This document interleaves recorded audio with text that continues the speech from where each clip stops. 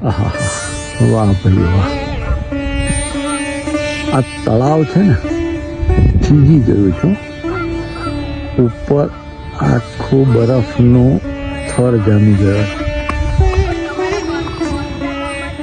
પથ્થર નાખીએ ને તો એ બરફની ઉપર થઈને પેલી બાજુ જતો રહેશે. વાહ ભાઈ વાહ. જો કુદરતની મજા જો, પાનખરની પણ મજા છે. કુદરત પાસેથી આ શીખવાનું છે. બધા જ પાંદડા ખરી ગયા છે પણ છતાં એનું સૌંદર્ય જાણે વધી ગયું હોય ને એવું લાગે છે. વાહ.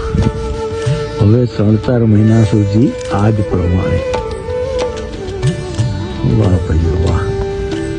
સીદી સૈયદની જાળી અજાયબી ગણાય છે ને, આ બધી સીદી સૈયદની જાળી છે. અદ્ભુતમ અદ્ભુતમ. સુરત દાદા આવે ને એટલે આખું તળાવ બરફ થઈ ગયું હોય ને તોય સરસ રીતે ફરી શકાય. આ સુરત દાદાની તાકાત. વાતાવરણ એકદમ ઠંડુ હોય એમાંથી થોડો ગરમાવો લાવી દે.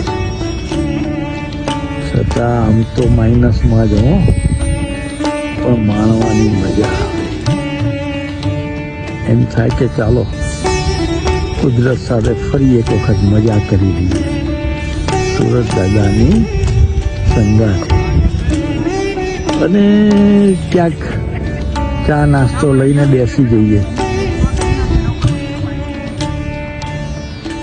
જીવનને માણવાની મજા આવે. અદ્ભુતમ અદ્ભુતમ અદ્ભુતમ.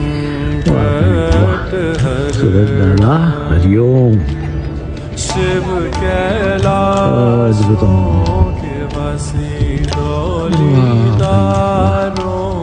के राजा अद्भुत. कर